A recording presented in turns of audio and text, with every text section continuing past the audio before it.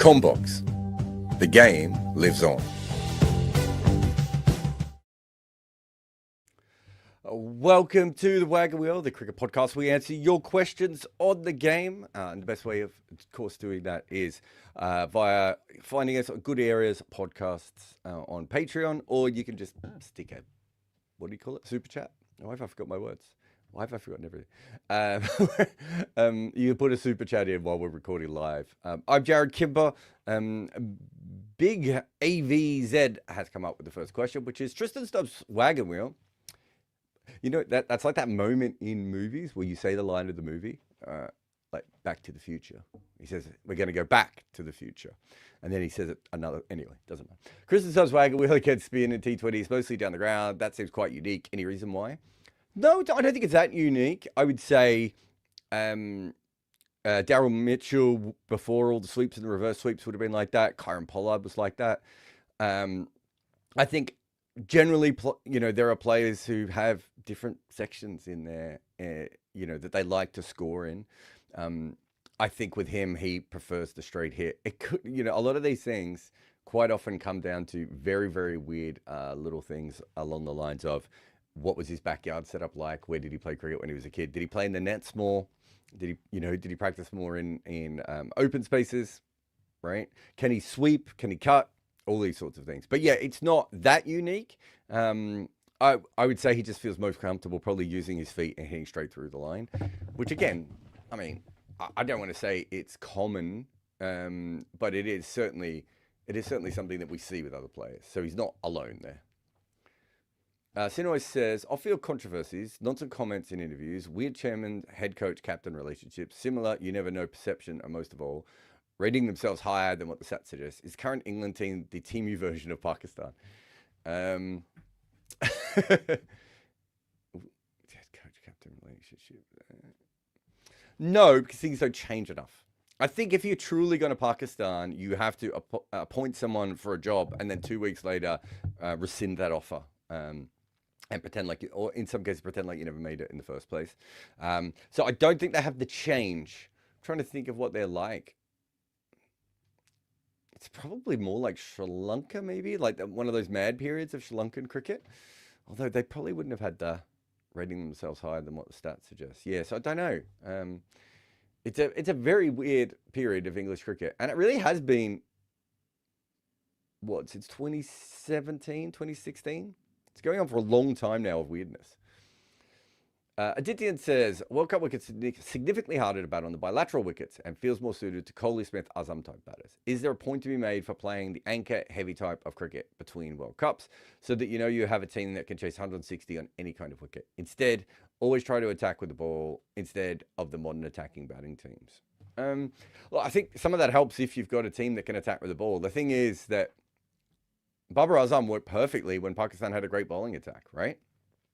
And you can make the argument that someone like Virat Kohli, even before his modern revolution, would actually work quite well in a bowling attack with, Chakravarti and Bumrah and everyone else, right? Like, so I think you can certainly make that. But if you don't have that team, Steve Smith for Australia in this tournament would have been more use if he knocked the ball around for 10 or 15 balls and then played like the new Steve Smith than he would have been playing like the old Steve Smith.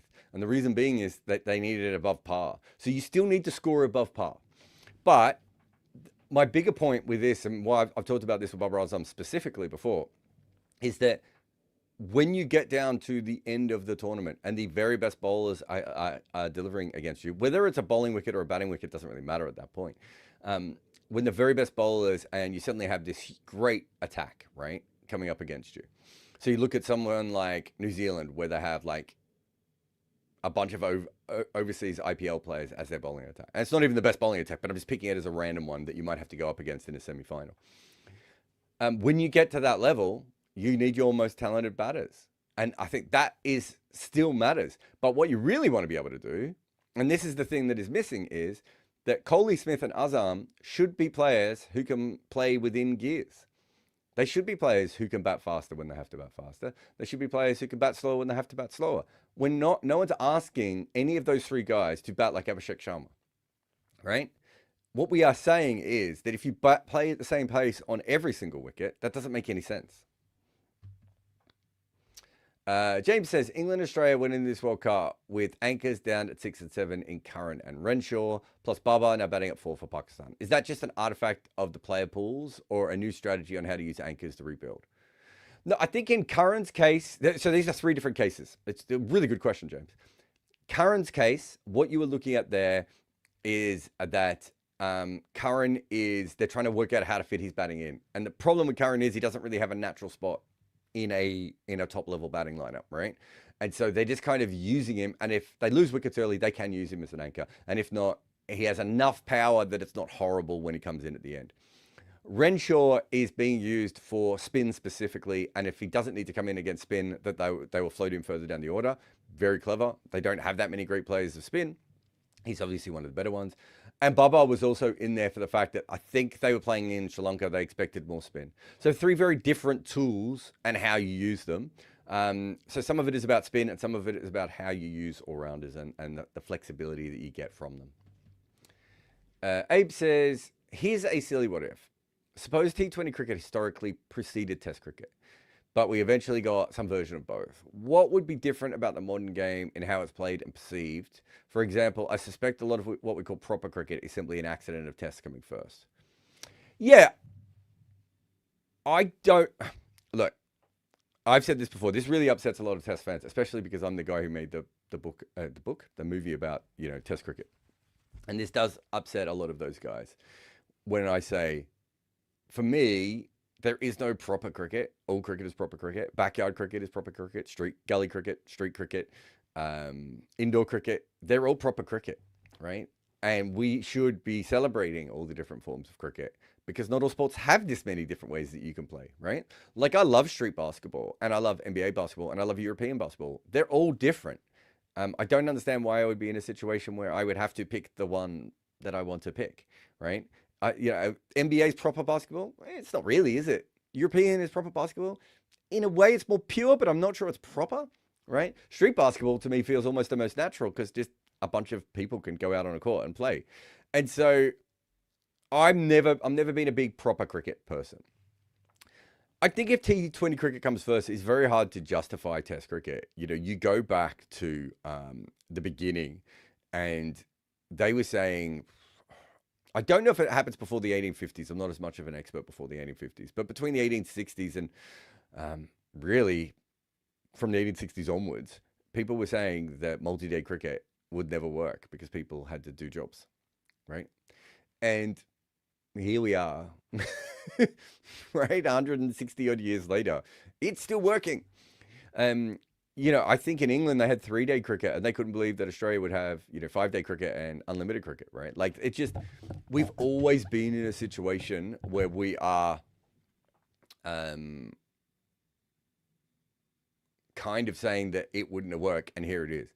But I think if you start with the major financial cricket being a short form game, I wonder if those conversations just kind of win out because you're making money in another direction. So I don't know if Test cricket actually makes it in that situation.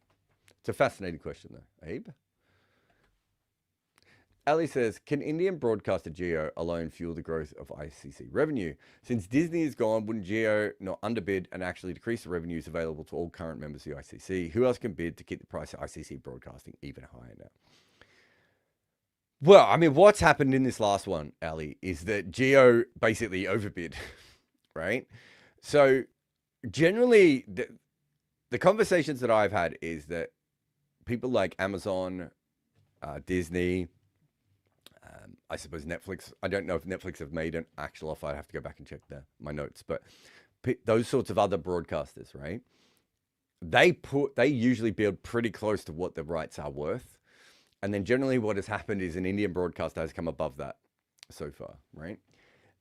That's the bit that might disappear. Because if you only have Jio and, now Star and Disney are all together and, there's all these other, different situations coming ahead. That's always a chance. And I think we've seen that the best example of that in cricket, well, there's actually 3 really good ones off the top of my head. It would be England, South Africa, and New Zealand, where the TV deals are actually quite stagnant because there isn't another company that can really prop them up. Right, that can bid against them, And like the ECB probably got a bit lazy with Sky over the years, and Sky probably taken advantage of them at times. But also, that's what a business does. And to be fair, the ECB were always. I think the ECB made one bad deal when everyone in sport knew that TNT/BT were going to come massively into sport, and for some reason they signed an early deal with Sky when they didn't need to. They like re-upped with them, which I think for a lot of us was like, I think I've written about it at the time of like, that didn't make sense. If you look at New Zealand, you've got like one broadcaster. If you look at South Africa, you've got one broadcaster. You get a bit stuck in those situations, and it is a bit of a pain. And I feel bad for those places because they could make more money.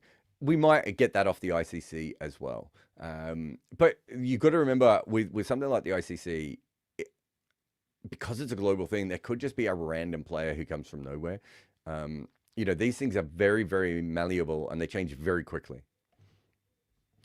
Chris says, can you explain to a club cricketer the quote from Shane Warne who said, I bowl aggressively with a defensive field and defensively with aggressive field? Bonus points if you can explain a field placement to me as a right arm offie.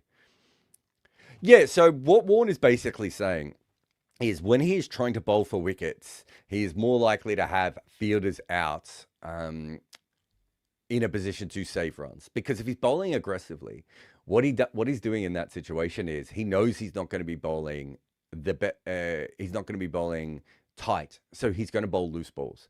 So when that ball is wrong, he might have. I didn't bowl with a deep point very often, but let's say he's in a situation where he's really trying to rip it, and he's got a deep backward square, and he's got a deep mid wicket, and he's got a deep point. He can now go for a maximum amount of spin and know that if he drops short because of the amount of revolutions he puts on the ball, sometimes he's just going to drop short. He's not going to get punished for that, right? And the opposite as well. If he wanted to bowl fuller, obviously he would have the fielders back straight. But because he has those fielders out, he can put so much revolutions on the ball, right, that he can't really be punished, if that makes sense. So he's putting so many revolutions on the ball, he's more likely to get a wicket, but then he won't get punished for the mistakes. If he's bowling with a defensive field, if he's bowling with an attacking field, so he's got, let's say, a slip, a silly point, a short leg, maybe like a catching cover for him occasionally, right behind the silly point as well, maybe even a second slip, right? So he's got 4 catching fielders in. He can't take big chances because there are gaps everywhere else on the field. So when he has that field out there, what he's really doing at that stage is he's just putting the ball on the spot, right? And he's not putting maximum revolutions on it, but he's making sure that there's enough revolutions to keep the batter honest. And then if the batter makes a slight mistake, he's got all these catches around to be able to take it, right? So that's kind of what he's explaining there. As far as an off spinner would go, like if you're an off spinner and you're really, really accurate, right? You can probably bowl with, like, I would go right arm around the wicket. I would have a slip. If I've got someone who props forward, I would have a short leg. If I spin or bounce it, I would have a leg slip in place. But then I would have still the ring of fielders out on the leg side in that position. And if I'm really, really accurate and I'm not going to bowl a bad ball, I don't need like long on mid wicket and deep backward square out. I can bring that other fielder in and put them at mid wicket to put extra pressure on, so that when I'm bowling that middle stump line and spinning it back in, they struggle to get off strike, right? And that's the defensive thing with the attacking field. So I have the ability to be able to have 3 catches in place for them, or at least 2 catches in place for those positions, but also keep them on strike by not bowling many bad balls and having that fielder up. Whereas if I'm going for the big dream ball and I'm bowling over the wicket as an off spinner and trying to spin the ball back into off stump, that big sort of, beautiful Graham Swan, Moeen Ali type off spinner, then I probably want a deep point out or a deep cover out, right? Because I actually am going to be bowling a lot of floaty off spinners outside the stump. So I hope that makes sense. Reese says, did you see much in Bumble's idea of Phil Salt playing Test cricket, or is that just tribalism? No, I think I did this ages ago. I still believe that Phil Salt and Liam Livingstone probably should have been playing a little bit more It should have been pushed towards that. I think Livingston was the one I saw more. I think with Salt, I don't even know how often he's played first class cricket. He stops playing first class cricket consistently. I don't have it in front of me, but I think it's probably a while back to 2016. So a lot of his numbers probably suggest. I think he averages 32. I think in Test cricket, you could stretch that to around 33, 34, at a strike rate of 100, 110. But then his wicket keeping has to be good enough, right? And I think my question for Bumble would be, do you think his wicket keeping is good enough? Because I don't think he can average over 40 in Test cricket, right? I mean, almost no one in England can. But even over 35, I think, would be a huge push for him. So then you have to back his wicket keeping. And I'm not sure his wicket keeping is strong enough for Test cricket. I mean, I'm not sure most people are. Ben says, if we remove the speedo in Test cricket, would the overall quality of bowling go up? Yes. There's a great podcast I did with Alex Tudor a while back. I think it's called The Tyranny of the Speed Gun, Ben. It's worth having a look at that. I remember when Jofra bowled that incredible spell at the Oval, at Lords, and then the next Test match bowled at Leeds and took like 6 for, and everyone's like, look how slow he is. I'm like, he's taking wickets. Isn't this the job? Cam says, it was the discussion point in 2024 as well, but surely the outcome of this World Cup with all the undefeated sides in the same group as Super 8 shows how ridiculous pre-seeding is. What a bloody stupid sport we have, or should I say administrators? Yeah, I mean, I don't really know what to say about this, Cam, because I've been talking about this sort of nonsense now for 19 years, right? And I don't know if cricket just doesn't care or if we just are never going to get there, but there's absolutely no doubt that there is no reason to be. There's no reason for cricket to be as poorly run as it is, and yet here we are. Crate says, do you think Australia made a mistake by not giving priority to T20s as the format of the future? I don't know. The Big Bash was one of the earlier serious leagues, wasn't it? So I don't know that that's the case, that they didn't give it priority. I think it's also about players. I know a lot of the Australian players, like you've got, guys like Green and there's probably been some others, Andrew Ty, who are like, specialists in T20 cricket, maybe someone like Ben Dunk. So I think Australia was just really good in the other formats as well. I don't think you can really control what people want to do. And I think that there was a generation of players, like if you look at that Australian team at the moment, it's a really old team. Most of those guys started playing cricket when T20 cricket really wasn't a thing. That's not going to be the case for every single team, right? And so the England team has a huge advantage over that because T20 cricket was around from, like, in some cases, like, since they were born. Those guys, there's been T20 cricket. And Australia doesn't really have that, and it doesn't become serious until 2011, 2012, really, as a global sort of thing. The 2012 World Cup is kind of the first T20 World Cup, in my eyes, where all the teams are kind of taking it quite seriously. That's only 14 years ago, right? So I don't think it's like Australia made a mistake by not giving it priority. But Australia are quite late at adapting to things in general. If you look at the Champions Trophy, that was definitely another thing where Australia just refused to take it seriously longer than anyone else did. It's part of our culture, Crates. Cricket fans are smarter than ever before. But what they're offered is clickbait, lazy punditry, and SEO noise. Combox is for people who actually love the game. Smarter analysis, real conversations. Combox, the game lives on.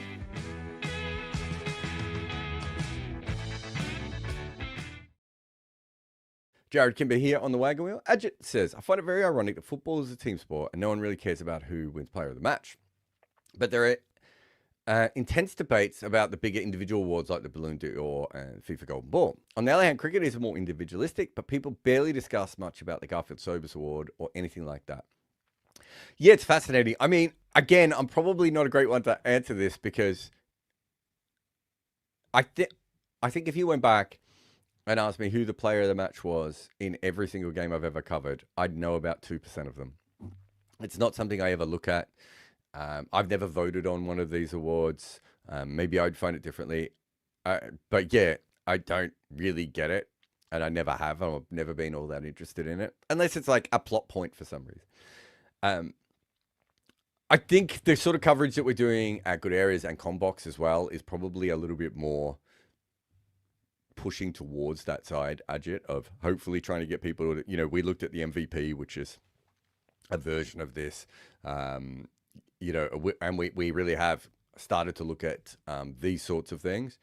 But for whatever reason, it hasn't been part of cricket culture. But I don't know if I have a great answer to why that is the case. Person says, do you think the World Cups will ever move to a system to allow reserve days for earlier rounds? Even one day between group stages and Super 8s, and one day between Super 8s and knockouts would go a long ways. It just feels weird to me to have Super 8s match not held. I think we had reserve days, didn't we, early on? It's such a carnival and a circus now, putting these things together, person, that I don't know if we'll ever see that again.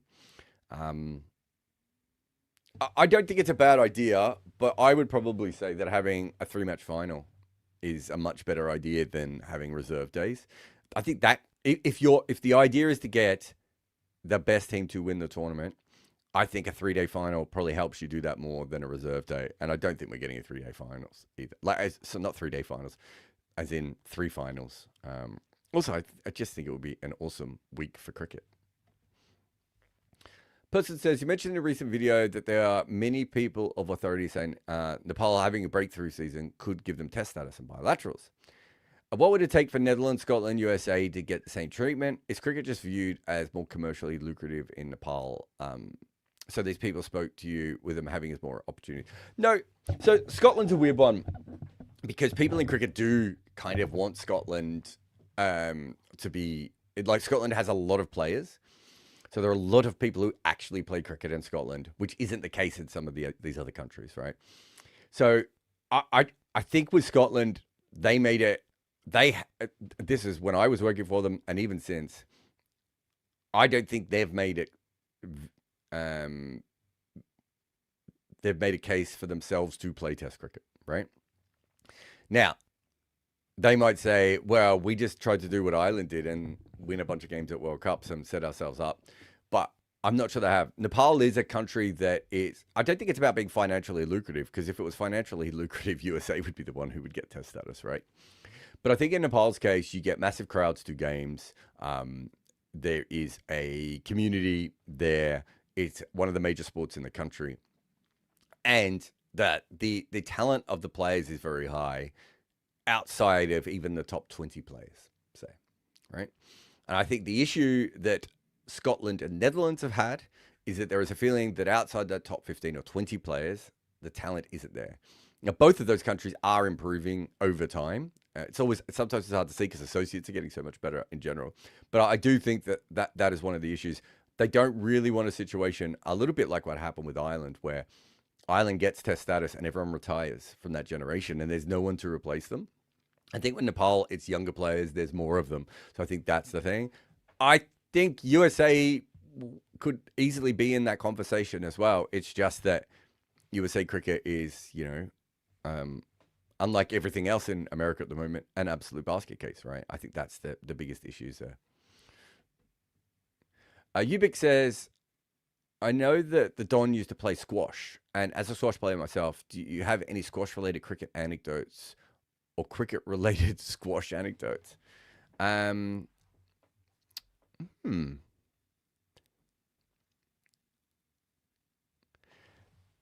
think, was there a Test cricketer,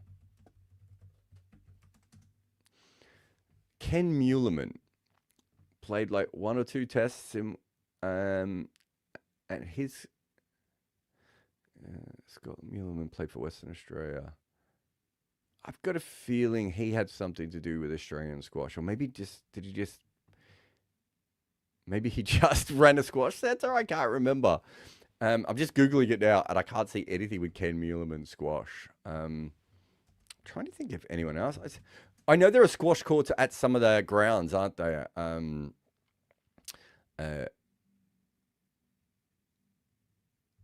thought it was Ken Muleman. Maybe I'm confusing him with another one-test player. Obviously, the greatest squash story is probably the half a squash ball in Adam Gilchrist's glove, I suppose. Maybe that's where I'm getting the Muleman story wrong with Adam Gilchrist. I think that had something to do with the Muleman family as well. But yeah, sometimes Gilchrist would bat with like a squash ball in his hand to stop his bottom hand being too strong on the bat. And there are squash courts at grounds all around the world. So when you do a press conference, in England. So when you do a press conference in Trent Bridge, quite often those press conferences are in the squash courts, and they smell like squash courts.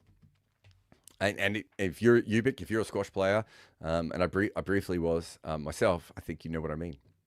It's a very sweaty sport.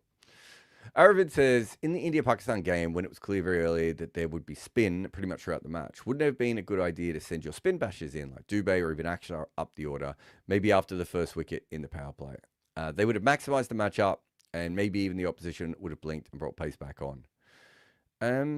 No, I think it makes sense. I suppose Gambier has his ideas, and that isn't really one of his. That was more a Rahul Dravid idea, wasn't it? Rahul Dravid liked that. And maybe Rahul Dravid's a better player of spin than Gambier, and so he sort of backs people who are good against spin. I don't know, but Rahul Dravid obviously used Akshar Patel up the order quite a bit. I think when he thought there was going to be spin, or when there was spin already being bowled. So yeah, you could have done that, Aravind. I think it probably makes sense. I mean, you don't want to be in a situation like, it's not like Sky can't play spin or Tilak can't play spin. So maybe they were just in a situation where thinking to themselves, what's the advantage here? Whereas perhaps if it was another side where it was more obvious, maybe a team like England, and you had someone at number 6 or number 7 or Renshaw maybe for Australia, it makes more sense. But perhaps when you've got other players who are also very good at spin, you just go roll with them.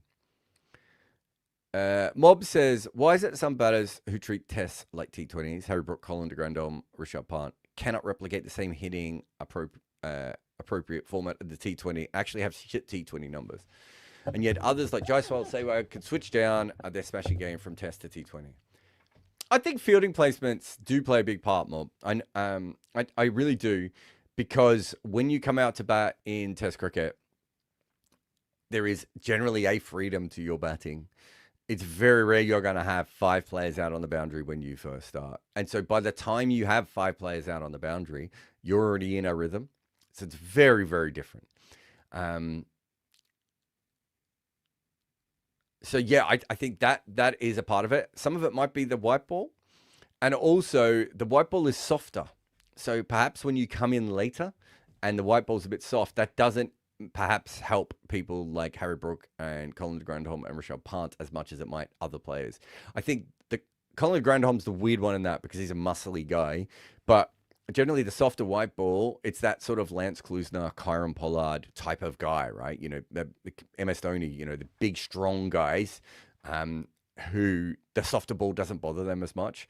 Whereas generally the other guys end up all at the top of the order because it's easier for them to hit the hard ball with the field up. Hurt says, building on Nathan Jones' point that Zimbabwe's test experience last year has directly translated to a better tournament play now, it feels like we've lost the momentum we had last year for a tiered global system. Isn't that our best shot? What else can be done? So the whole thing about this, Hurts, you need to understand is that these boards, like the ICC doesn't actually meet that often. And it's very rare that sort of everyone goes to these meetings. So when the ICC does meet and everyone goes to these meetings, we get all this information. And then they don't spend that much time talking to each other for ages until the next meeting. And then it happens again until the next meeting. And it happens again. That's essentially why some of this is gone. But I just think that when it comes down to it, the same thing happened when we talked about tiers this time as it did last time. The teams who are on the fringe or the possibility of going to those other tiers don't want to. PJ says, does a teenager that grew up with the IPL generation, i.e. born after 2008, care more about the Indian national team, care more about the Indian national team or more for their home IPL franchise? Oh, definitely for the Indian national team. I mean, it's such an honor, and India is such a nationalistic country. And, you know, in movie theaters, people are standing up for the national anthem. And, you know, it's, you know, not all countries are like that, but India is certainly one of those that I don't think you can really compare the two. I've never heard of any. There are people who probably prefer playing for their franchise because they're looked after better, or they get more star treatment, or those sorts of things, which are very, very fair, or that's where their favorite coaches are. I think we're a long way away from anyone preferring to play for a franchise than their nation. That's the case kind of right across the board. We love the game, but we love the stories. Fans have stories. Former players have stories. Journalists have stories as well. Combox brings them all together. The game lives on.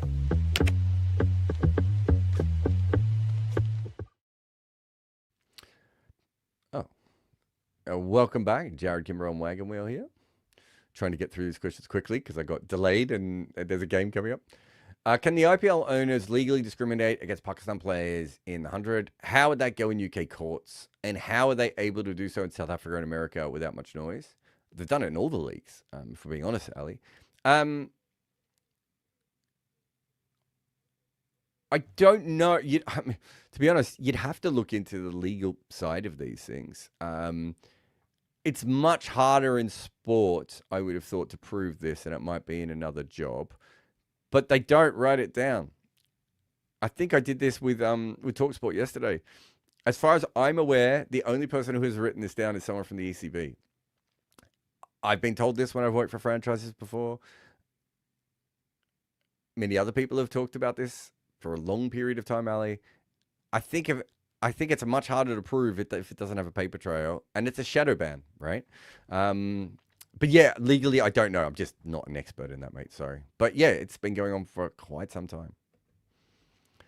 Hayden says, when a batter is dismissed off a front foot no ball, commentators will often suggest this is an important moment in the match and that the batter should have been out except for the no ball. How true is this? What effect does the change in length and shorter reaction time have on whether the batter should have been dismissed?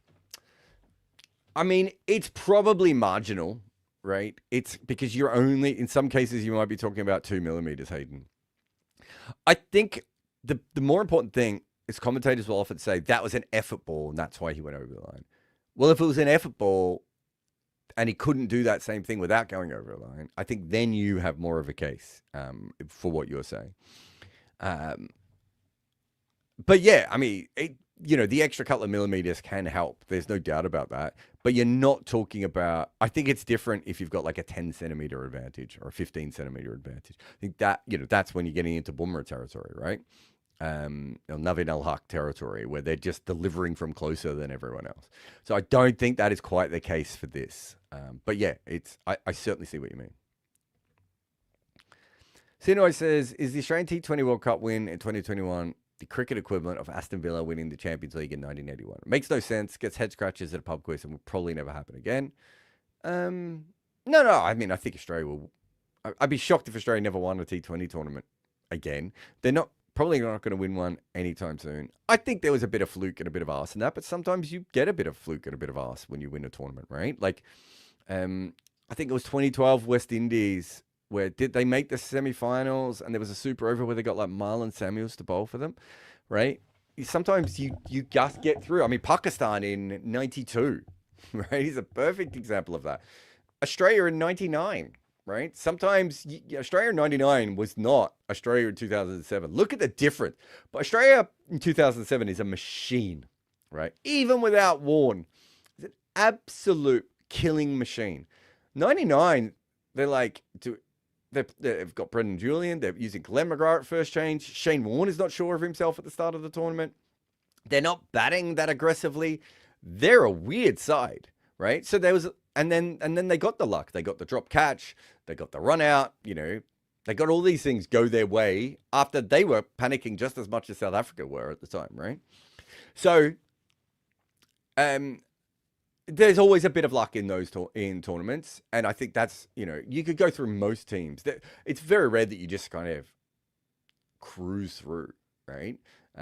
There are moments that sort of go your way. The sky catch, right, for India, it would have been really easy for him to just be a millimeter offline there and hit that rope. It's a very, very normal thing for that to have happened, right?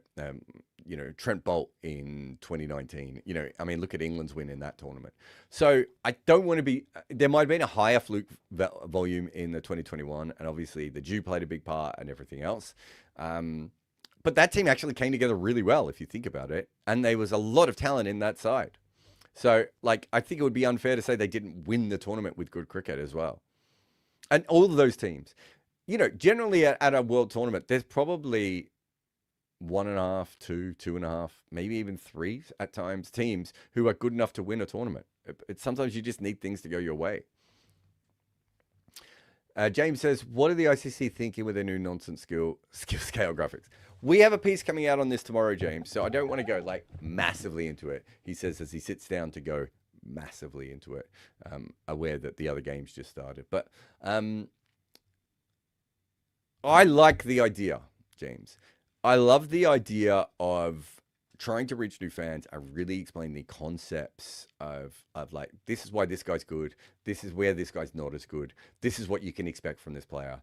I think if you've been brought up under, I don't know, Dungeons and Dragons, or is Magic the Gathering? I've never played Magic the Gathering. I'm assuming it has similar kinds of things. But Dungeons and Dragons or any video game, you kind of know what this means, right? My sons instantly are like getting behind this. The issue is that the numbers are terrible. It's a terrible system that they've come up with. And also, the ICC should not be putting those kinds of judgments on players. So, you know, was it Max O'Dowd had a control percentage of, or control skill scale of 38? It's literally all Max O'Dowd does. Is it 38, 48, whatever it was? It's in the piece. David Miller coming in with 64. If you're in our group chat, James, you would have just seen me going nuts about this, being like, what are we talking about here? And so what they're trying to do is they've come up with a good idea, but it's a bad idea for a governing body to do this. Like if I'm Max O'Dowd or Matt Henry, or I'm just thinking of some of the ones that are bad, David Miller, I'm like, what the hell? Why are you judging me? You're the ICC. Nick off, right? Some of the metrics they're using are bad. They're using international and not using domestic. I could go on and on. That stuff is in the piece. So I think that's one of the reasons it's wrong. I actually love the idea of this, and it's something we've been working with. It's a great way of explaining players to casual fans so they get it. Because quite often someone will say, I don't understand why this guy's good. It's like, great, I can fix this. I can help you. I can show you why this guy is good. And in the piece, we've got one on Glenn McGrath, which I think explains why Glenn McGrath was as great as he was and where he had deficiencies. Like you can instantly look at that sort of graphic and get a bit of an idea. But yes, there are many issues with this, but I like the thinking. You should be, when you're making these broadcasts, be like, how do we better explain cricket to people? And this is a good step in the right direction. It's just that the numbers are wrong. And it's because they're taken from low sample sizes. It's because they're taken from international cricket only. And it's because they have no manual override. So like David Miller at his peak was probably maybe an 88 to 90 power rating. And obviously he's no longer at his peak at the moment, right? So you bring him down to like 75 and maybe the numbers tell you it should be 64, but you think to yourself, that doesn't make sense because if he's in a situation where he needs to hit sixes, he still has the ability to hit sixes. He maybe doesn't play that role as much anymore. That's how you do it. But the problem is that works great if you're a video game company, but that's absolutely terrible if you are the governing body of cricket. Abe says, if you could bring one bowler from the pre-biomechanics era into a modern biomechanics lab, who would you choose? And what specific technical hypothesis would you be interested in testing?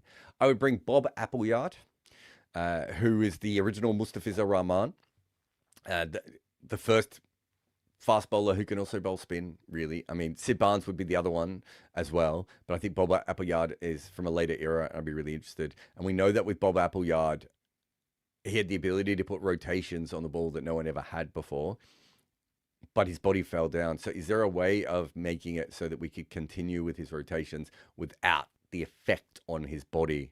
Having like 1 year where he takes like 150 wickets in county cricket and then doesn't play the next year. Is there a way of not making that happen to him? Reese says, who were the first great left-handed and left-armer, both spin and seam cricketers? First great left-handed batter, I think, is Clem Hill, unless I'm forgetting someone. So that's early 1900s. It takes a long time. There were left-handers before, so I'm talking more in Test cricket. I think Clem Hill is probably what we would associate with the first great modern left-handed batter, if that makes sense. not modern in any sense, but of the international era. I can't remember if there were any great English ones before that I'm misremembering. Um, and then it would have been the. I don't want to say it's the first great one because I can't remember as much with bowlers off the top of my head. But the player I would have thought is Wilfred Rhodes. So Wilfred Rhodes, I'm just trying to work out when he makes his debut. So he makes his debut in the late 1800s, doesn't he? Yeah, 1899. So about the same period that Clem Hill comes on. So 1899, he bowls left arm spin in Test cricket for 31 years. Takes 127 wickets at 27, while also averaging 30 with the bat. Just a fantastic cricketer. Just a very smart cricketer, I think. So I think he would be the first one. Obviously, Bill Vose would be the first left arm quick to take a lot of wickets, I think, in Test cricket. And the first left arm wrist spinner that we really notice is probably Chuck Fleetwood Smith, who doesn't have a great Test career, but certainly was, at the beginning of that. But yeah, it's a lot later. It takes a long time for left-handers and left-armers to take over. I haven't done as much on left-handed batting, but I've done a lot on left-handed bowling. Ben says, if managed differently by England, how good an all-format cricketer could Adil Rashid have been?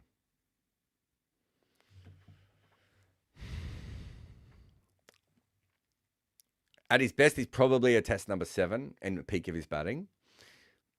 And then you could have used his bowling to bowl at the tail where he's probably most suited in Test cricket. And he would have been fantastic.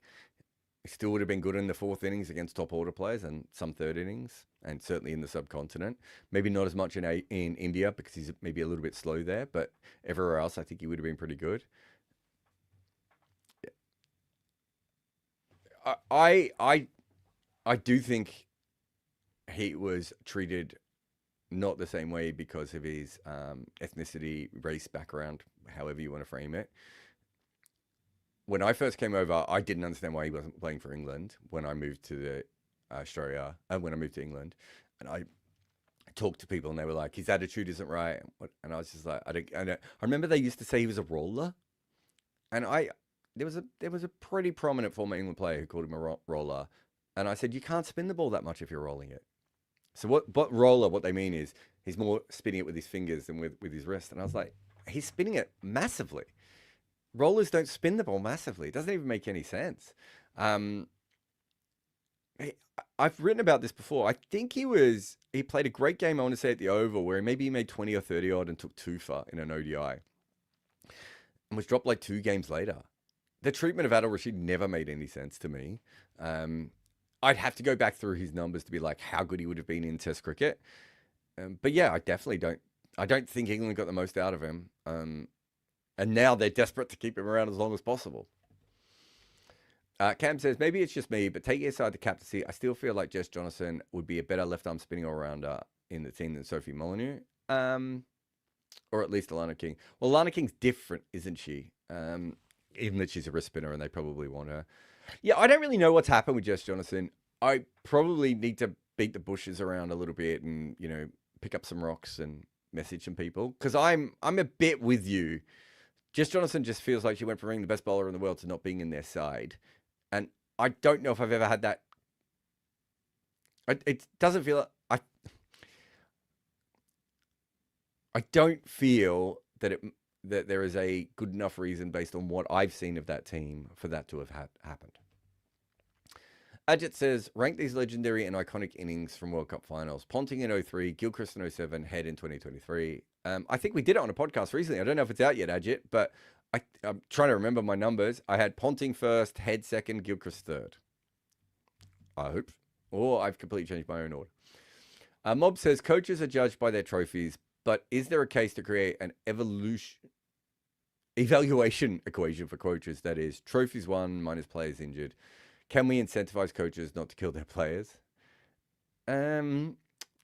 So the best way to do this, Mob, and we're not quite there yet, and I think they kind of do this in some American leagues, maybe basketball and baseball, which is before the season or before a series, like what is the expected wins that your team has? And did you overperform or underperform them? Uh, and I think that's a big part of how they work out the coach of the year in the NBA. That probably makes more sense than doing it any other way. But that isn't going to help what you're talking about because we'd still be in a situation where players won. To be honest, I don't actually. You say coaches are judged by their trophies. I mean, half the time we don't even know what their records are. And maybe just actually judging coaches better would be the next step. PJ says, is club cricket the only sport where, as an average amateur, you can occasionally play against a professional and sometimes full-fledged international in a proper match? This never happened to soccer, rugby, or one of the American sports. It does happen in basketball. They have, I forget what that league is, but there's like a pro-am sort of summary league where like you'll occasionally see like a fringe NBA player like Bones Highland score like 80 points and he'll be guarded by like a kid, right? So it actually does happen a little bit. Golf, as you've mentioned, is another one. Those are the two I can think of. Oh, there's also Australia has a sprinting race, and I don't think Australia's the only place that does this, but Australia has a sprinting race, which is pro-am, a couple of sprinting races, which are pro-am, where there's handicaps. And then obviously, so the pros turn up because if they can still win, they get big money, but everyone is handicapped. So that would be an amateur going up against a professional in those. Trying to think if there's anything else. Those are the ones off the top of my head probably make the most sense.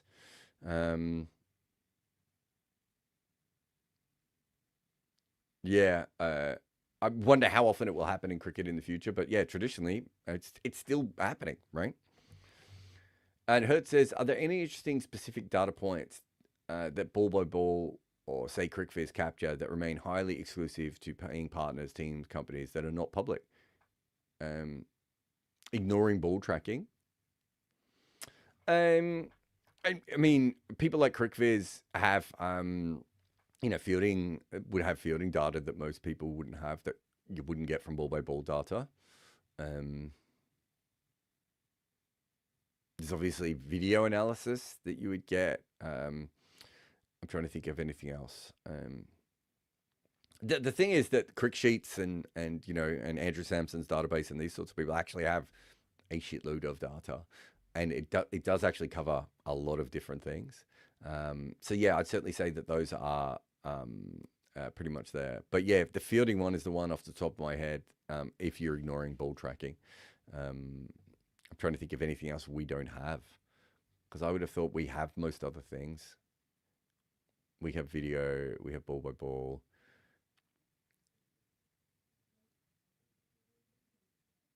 Oh, shot types. Yeah, shot types. So it's not shot types and ball and where the ball is landing. So not just ball tracking, but there are people who do that manually so that you can.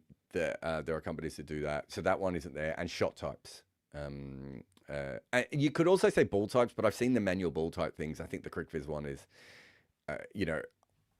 much more accurate in that kind of way. Whereas where the ball's bounced, it's actually, the Hawkeye people have told me this before, it's not that much different than when people manually do it.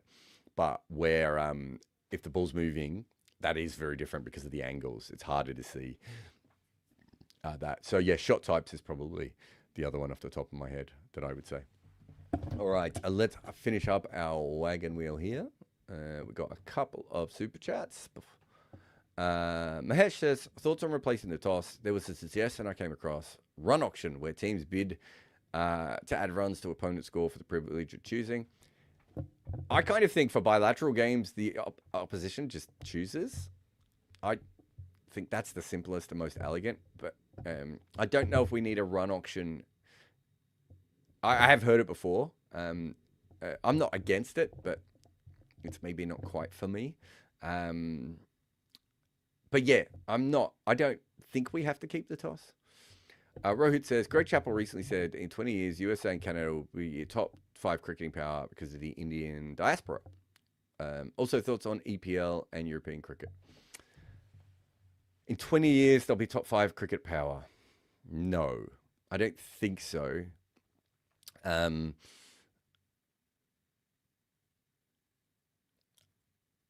I just don't know if the training facilities and everything are there. I mean, they could be.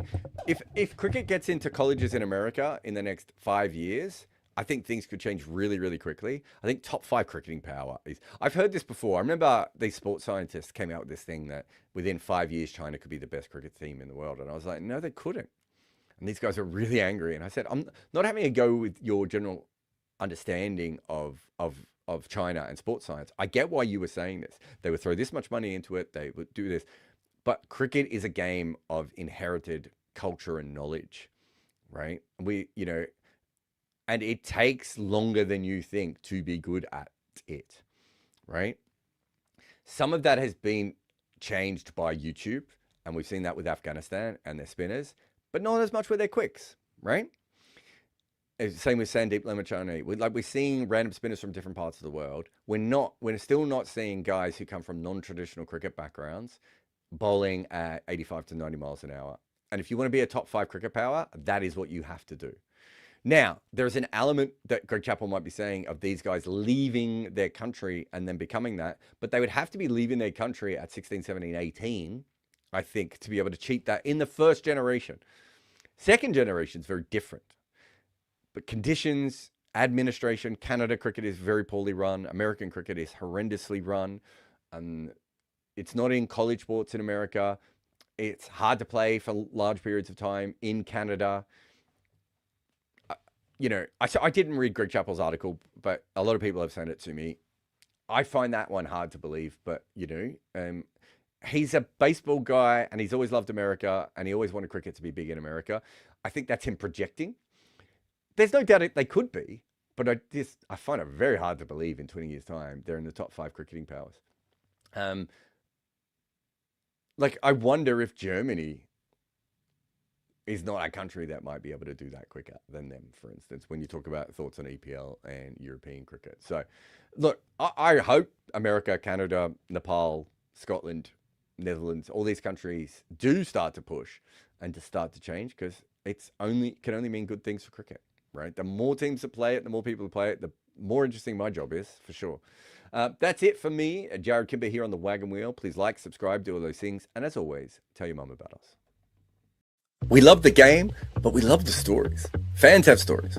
Former players have stories. Journalists have stories as well. Combox brings them all together.